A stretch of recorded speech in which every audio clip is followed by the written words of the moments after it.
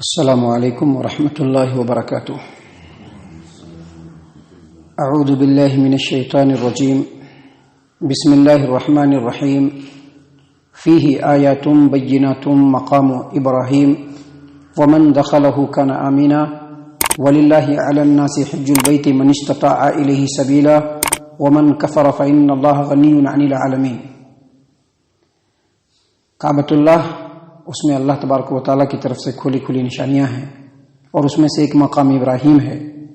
جو آدمی کعبۃ اللہ میں داخل ہو گیا وہ مامون و محفوظ ہو گیا، اور اللہ تبارک و تعالیٰ کی طرف سے لوگوں کے اوپر حج فرض ہے، ان لوگوں کے لیے جو مکہ تک کعبۃ اللہ تک پہنچنے کی طاقت رکھتے ہیں۔ اور جو آدمی انکار کرے تو جان لینا چاہیے کہ بے شک اللہ تبارک و تعالیٰ دنیا والوں سے بے پرواہ ہے۔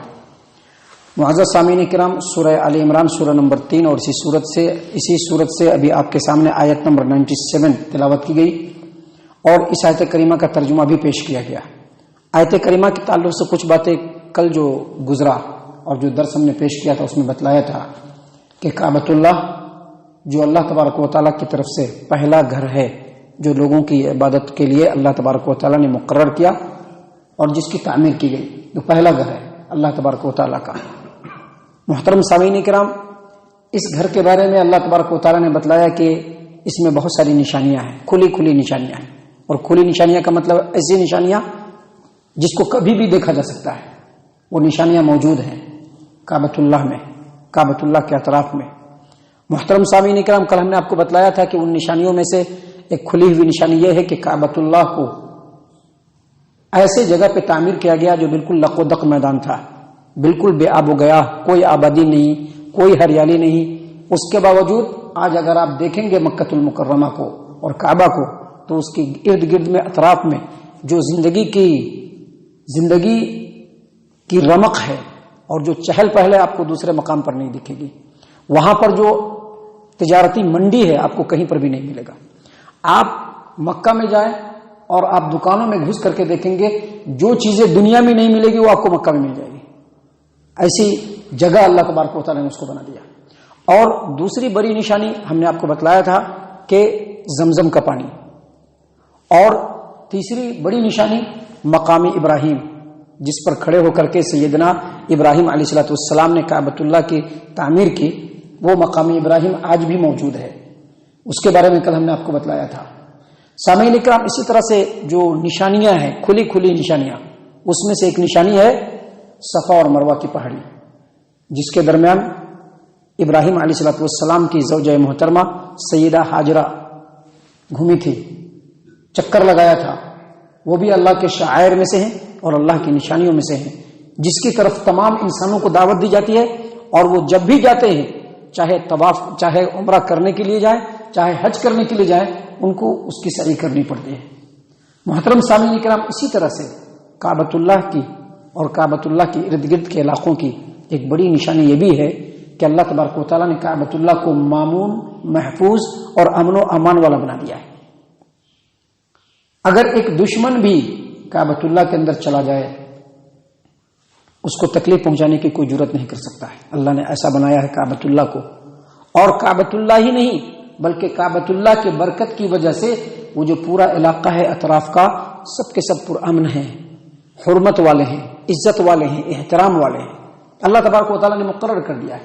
نبی اکرم صلی اللہ علیہ وسلم جب نبی بنائے گئے تو آپ صلی اللہ علیہ وسلم کے نبی بنائے جانے کے 2500 سال پہلے سے، 2500 سالوں پہلے سے پورے ملک عرب کے اندر لوٹ مار، قتل و غارت گری، چھین چھوڑ، ہر طرح کی بدامنی تھی، ہر طرح کے معاملات خراب تھے، لیکن ویسے گئے گزرے حالت میں بھی مکۃ المکرمہ اور کعبہ کے اندر بالکل امن و سکون تھا۔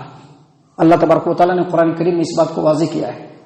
سورۃ العنکبوت آیت نمبر 67، اللہ تبارک و تعالیٰ نے فرمایا، اولم یروا انا جعلنا حرما آمنا ویتخطف الناس من حولهم، کیا لوگوں نے نہیں دیکھا کہ ہم نے حرم مکہ کو مقام امن بنا دیا کہ وہاں پہنچنے کے بعد کوئی کسی کو کچھ نہیں کہتا ہے، ہر آدمی اپنے اپنے کام میں مگن ہے۔ آج بھی اگر اللہ موقع دے اور مکہ میں آپ جائیے آپ مکہ کی عظمت کو دیکھ کر کے اپنے سر کو جھکا لیں گے. اللہ تبارک و تعالیٰ نے وہ رعب، وہ دبدبہ، وہ عزت، وہ احترام، وہ توقیر مکہ کو اور کعبۃ اللہ کو دی ہے، اور یہ سب کعبۃ اللہ کی برکت اور وہاں پر جو کھلی کھلی نشانیاں ہیں اس کی وجہ سے ہے. ہر طرف قتل و غارت گری کا بازار گرم تھا. نبی صلی اللہ علیہ وسلم کے نبی بنائے جانے سے پہلے 2500 سالوں سے یہ چلا رہا تھا. جو جس کو پاتا تھا مار دیتا تھا، جس کا چاہتا تھا مال لوٹ لیتا تھا. لیکن مکہ میں آنے کے بعد کسی کو چھونے کی بھی ہمت نہیں. محترم سامعین اکرام، اللہ تبارک و تعالیٰ نے فرمایا اولم یروا انا جعلنا حرما آمنا ویتخطف الناس من حولہ، کیا لوگوں نے نہیں دیکھا کہ حرم مکہ کو ہم نے امن و امان کی جگہ بنا دیا، جبکہ حرم مکہ کے اطراف کے علاقوں میں، گرد و نواح کے علاقوں میں جب چاہتے لوگوں کو کڈنیپ کر لیتے ہیں، جب چاہتے لوگوں کو موت کے گھاٹ اتار دیتے ہیں. کوئی قافلہ گزر رہا تھا تو اس کو لوٹ لیتے ہیں. سامعین اکرام، یہ مکہ کی ہی برکت اور کعبۃ اللہ کی ہی برکت کہ پورے عرب میں، پورے ملک عرب میں 4 مہینے لوگ امن و سکون سے رہتے تھے حرمت والے مہینے میں. یہ کعبۃ اللہ کی ہی برکت تھی کہ کعبۃ اللہ کا متولی ہونے کی وجہ سے جو اس وقت کے قبیلہ قریش تھے، ان کا قافلہ اگر بازاروں میں گھومتا، علاقوں میں گھومتا، ملکوں سے گزرتا، قریش کا قافلہ ہی ہے، کوئی اس کو چھو نہیں. حالانکہ دوسرے قافلوں کو لوٹ لیتے تھے، دوسرے جو تجارتی قافلے گزرتے اس کو لوٹ لیتے تھے، لیکن یہ قریش کا قافلہ ہے، اس کو مت لوٹو. کیوں نہیں لوٹو؟ کیونکہ یہ مکہ کے اور کعبہ کے متولی ہیں لوگ. یہ کعبہ کی برکت اور امن و امان کا جو اور عزت و آبرو کا جو لوگوں کے اوپر رعب دار تھا، اس کی وجہ ہے. محترم سامعین کرام، اگر کوئی تجارتی قافلہ مکہ والوں کے پناہ میں آ جاتا تو لوگ اس کو بھی نہیں چھوتے تھے. اللہ تبارک و تعالیٰ نے قرآن کریم میں اس بات کو بیان کیا ہے سورہ قریش کے اندر. سورہ قریش ہے نا، اما پارا میں، لإلاف قریش إیلافہم رحلۃ الشتاء والصیف فلیعبدوا رب ھذا البیت الذی اطعمہم من جوع وآمنہم من خوف. مطلب کیا ہے کہ قریش کے قافلے کو، تجارتی قافلے کو ہم نے محفوظ کر دیا. اس نعمت کی وجہ سے مکہ کے لوگوں کو چاہیے، قریش کے لوگوں کو چاہیے کہ وہ اللہ تبارک و تعالیٰ کی عبادت کرے. کس اللہ کی عبادت کرے؟ اس اللہ کی جس نے ان کو بھوک میں کھانا کھلایا اور خوف سے مامون اور محفوظ بنا دیا. یہ مکہ کا مسئلہ ہے کہ اللہ تبارک و تعالیٰ نے وہاں پر امن و امان کو بالکل قائم کر دیا. اور یہ امن و امان کب سے ہے؟ جب سے اللہ تبارک و تعالیٰ نے زمین و آسمان کو بنایا ہے تب سے ہے. اور یہ امن و امان قیامت تک قائم رہے گی. اللہ کے رسول صلی اللہ علیہ وسلم کی کئی حدیثیں اس سلسلے میں، صرف ایک حدیث ہم آپ کے سامنے پیش کرتے ہیں جس کو امام بخاری رحمہ اللہ نے صحیح البخاری کتاب جزاء السید حدیث نمبر 1834 نمبر کی روایت، 1834 نمبر کی روایت، اور صحیح مسلم کتاب الحج کی روایت ہے. عبداللہ ابن عباس رضی اللہ عنہما نے روایت کیا کہ جب نبی صلی اللہ علیہ وسلم نے مکہ کو فتح کیا تو اس کے دوسرے روز لوگوں کے خطاب کیا، خطبہ دیا، لوگوں کے سامنے بیان دیا.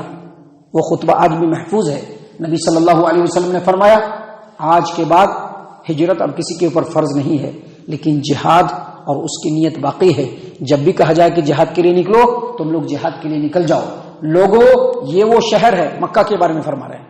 نبی صلی اللہ علیہ وسلم مکہ میں خطبہ دے رہے ہیں، مکہ کے بارے میں فرما رہے ہیں یہ وہ شہر ہے جس شہر کو اللہ تبارک و تعالیٰ نے جس دن زمین و آسمان کو پیدا کیا اسی دن اس شہر کو امن و امان والا، عزت و حرمت والا اور عزت و احترام والا بنا دیا ہے. اور اس کی یہ عزت و حرمت قیامت تک قائم رہے گی. مجھ سے پہلے کسی کے لیے بھی اس میں لڑنا جائز نہیں تھا، اور میرے لیے بھی صرف دن کے ایک گھڑی میں جائز قرار دیا گیا ہے. چونکہ مکہ فتح کرنا ہے اسی لیے ایک گھڑی میں جائز قرار دیا. اس کے بعد اب سب کے لیے حرام ہے، اور قیامت کی صبح تک یہاں پر لڑائی جھگڑا سب کچھ حرام ہے، کیونکہ یہ حرمت والا، امن و امان والا شہر ہے. محترم سامعین کرام، نبی صلی اللہ علیہ وسلم نے مزید فرمایا مکہ کی عظمت کو دیکھیے، اللہ کی جو نشانیاں ہیں اس کو دیکھیے.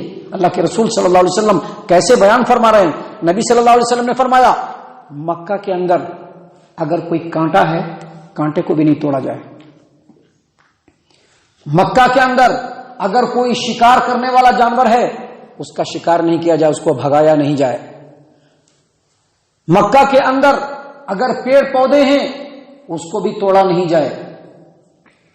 محترم سامعین اکرام، نبی اکرم صلی اللہ علیہ وسلم نے فرمایا کہ یہاں پر کوئی کسی کو کچھ نہیں کرے، کوئی کسی سے بدلہ نہ لے، کوئی کسی سے انتقام نہ لے۔ نبی صلی اللہ علیہ وسلم نے مزید فرمایا کہ یہاں کے گھاس پھوس کو بھی کاٹا نہیں جائے، یہاں کی جو گھاس پھوس ہے، پیڑ پودوں کے جو پتے ہیں، اس کو بھی نہیں کاٹا جائے۔ عباس بن عبد المطلب رضی اللہ عنہ نے کہا کہ پیارے رسول صلی اللہ علیہ وسلم، اذخر ایک گھاس ہے، لوہار لوگ اس کو اپنے کام میں لاتے ہیں، اس کو کاٹنے کی اجازت دے دیجیے۔ اللہ کے رسول صلی اللہ علیہ وسلم نے کہا کہ ہاں، اس کو کاٹنے کی اجازت ہے۔ سامعین کرام، جو حدیث ہے جو ابھی آپ کے سامنے بیان کی گئی، اس حدیث سے مکہ کی عزت و احترام اور امن و امان کے تعلق سے کئی باتیں ثابت ہوتی ہیں۔ پہلی بات یہ ثابت ہوتی ہے کہ مکہ کے اندر فوج لے کر کے چڑھائی کرنا یہ بالکل ممنوع ہے، اور وہاں پر جنگ و جدال کرنا بھی ممنوع ہے، یہاں تک کہ دو آدمی بھی آپس میں وہاں پر نہ لڑیں۔ مکہ میں جا کر کے دو آدمی بھی آپس میں نہیں لڑنا، اگر کوئی لڑائی کرنے کی کوشش کرے سائڈ ہو جانا، کیونکہ وہ مکہ کے احترام کے، کعبۃ اللہ کے احترام کے خلاف ہے۔ اللہ کے رسول صلی اللہ علیہ وسلم کی اس حدیث سے یہ بھی ثابت ہوتا ہے کہ مکہ میں شکار کرنے والا جو جانور ہوتا ہے اس کا شکار نہ کیا جائے۔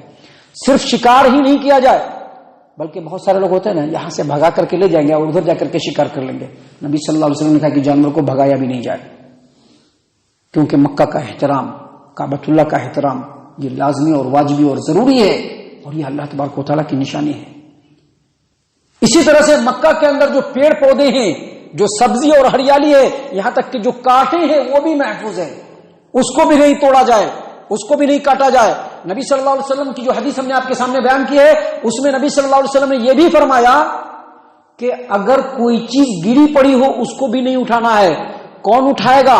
صرف وہی آدمی اٹھائے گا جو مالک کو پہچانتا ہو کہ کس کا سامان گرا ہوا ہے، اور وہاں تک پہنچانے کا مکمل ذمہ داری لے، تب جا کر کے اٹھانا سامان کو، نہیں تو وہاں کے سامان کو بھی نہیں اٹھانا۔ اس سے یہ ثابت ہوتا ہے کہ مکہ کے اندر کوئی چیز گری پڑی ہو، کعبۃ اللہ ہی نہیں، پورے مکہ کا جو اطراف ہے، جو حرم کا علاقہ ہے، اگر کوئی چیز گری پڑی ملے اس کو بھی نہیں اٹھانا ہے، اس کو بھی نہیں اٹھانا ہے۔ کون اٹھائے گا؟ جو اس کے مالک کو پہچانتا ہو، اور مالک تک پہنچانے کی مکمل ذمہ داری لے تب اٹھانا، نہیں تو چھوڑ دینا، نہیں اٹھانا اس کو۔ محترم سامعین اکرام، مکہ کے اندر نبی صلی اللہ علیہ وسلم نے فرمایا کہ کوئی ہتھیار لگا کر کے بھی نہیں گھوم سکتا ہے نا، ہتھیار لگا کر کے نہیں گھوم سکتا مکہ میں، کیونکہ مکہ کا احترام، کعبہ کا احترام یہ ضروری ہے، ہتھیار لگا کر کے نہیں گھوم سکتے۔ صحیح مسلم کی روایت ہے، نبی صلی اللہ علیہ وسلم نے فرمایا، جابر بن عبداللہ رضی اللہ عنہ اس حدیث کے راوی ہیں، نبی صلی اللہ علیہ وسلم نے فرمایا کہ کسی بھی انسان کے لیے جائز نہیں ہے کہ وہ مکہ میں، حرم میں، کعبۃ اللہ میں ہتھیار لگا کر کے گھومے، کسی کے لیے جائز نہیں ہے۔ معزز سامعین اکرام، مکہ کے اندر ان سب چیزوں کو تو نہیں کرنا ہے، لیکن جو ایذا دینے والا جانور ہوتا ہے اس کو مارنا ہے۔ نبی صلی اللہ علیہ وسلم کی حدیث ہے صحیح البخاری کی کہ چتکبرا، چیل، اور اسی طرح سے جو ہے کوا، کتا، یہ سب چیزیں ہیں، کچھ 5 چیزوں کا نبی صلی اللہ علیہ وسلم نے نام لیا، ان کو کہیں پر بھی مارا جائے، چاہے وہ حرم میں ہو چاہے حرم کے باہر ہو۔ سانپ کو بھی مارا جائے۔ صحیح البخاری کی ابواب العمرہ کی حدیث ہے کہ صحابی نے کہا کہ ہم لوگ مینا کے میدان میں تھے، اوپر سے ایک سانپ کودا، نبی صلی اللہ علیہ وسلم نے کہا کہ اس کو مار دو، حالانکہ وہ حرم میں ہے، پھر بھی کہا مار دو، کیوں؟ کیونکہ یہ تکلیف پہنچانے والا ہے، تو اگر کوئی تکلیف پہنچانے والا ہے اس کو مار سکتے ہیں، لیکن باقی مکہ کا احترام، کعبۃ اللہ کا احترام ضروری ہے، کیونکہ اللہ تبارک و تعالیٰ نے اس احترام کو قائم کیا ہے۔ صحابہ کرام کے زمانے میں صحابہ کرام کا یہ معمول تھا کہ اگر کوئی جانی دشمن بھی ہوتا، اگر کوئی ایسا آدمی ہوتا جس کے اوپر قتل واجب ہے، اس کے باوجود اگر وہ کعبہ میں چلا جاتا، لوگ اس کو ٹوکتے بھی نہیں، کیونکہ مکہ کا احترام، مکہ کا امن و امان یہ اللہ تبارک و تعالیٰ نے قائم کیا ہے، اور یہ مکہ کے اندر اور کعبہ کے اندر کعبۃ اللہ کی اور بیت اللہ کی جو نشانی ہے، ان نشانیوں میں سے جو نشانیاں ہیں، ان نشانیوں میں سے ایک نشانی ہے جو اللہ تبارک و تعالیٰ نے یہاں پر بیان فرمایا ہے، فیہ آیات بینات، کعبۃ اللہ، بیت اللہ جو اللہ تبارک و تعالیٰ کی طرف سے پہلا گھر لوگوں کی عبادت کے لیے اللہ نے مقرر کیا ہے، اس میں بہت ساری نشانیاں ہیں، اس میں سے ایک نشانی یہ بھی ہے کہ اللہ تبارک و تعالیٰ نے کعبہ کو اور پورے مکہ کو، یعنی حرم کو اللہ تبارک و تعالیٰ نے امن و امان والا بنا دیا ہے۔ سامعین کرام، اس آیت کریمہ کے تعلق سے ابھی اور بھی باتیں ہیں جو انشاءاللہ کل کے درس میں ہم آپ کے سامنے پیش کریں گے۔ اللہ تعالیٰ سے دعا ہے کہ اللہ تعالیٰ ہم تمام کو ان باتوں کے اوپر غور و فکر اور تدبر کرنے کے ساتھ ساتھ ان باتوں کے اوپر عمل کرنے کی بھی توفیق عنایت فرمائے، آمین۔ اللہ تعالیٰ ہم تمام کو صحیح معنوں میں پکا سچا مومن مسلمان بنائے، اللہ اور اس کے رسول صلی اللہ علیہ وسلم کی اطاعت و فرما برداری کرنے والا بنائے، صحابہ کرام رضی اللہ عنہم کے طریقے پر چلنے والا بنائے، جنت الفردوس میں جگہ عطا فرمائے۔ اے اللہ ہم تمام کو جہنم سے پناہ دے، اے رب العالمین ہم تمام کو جہنم سے پناہ دے، اے مالک الملک ہم تمام کو جہنم سے پناہ دے، آمین یا رب العالمین۔ وما علینا الا البلاغ المبین۔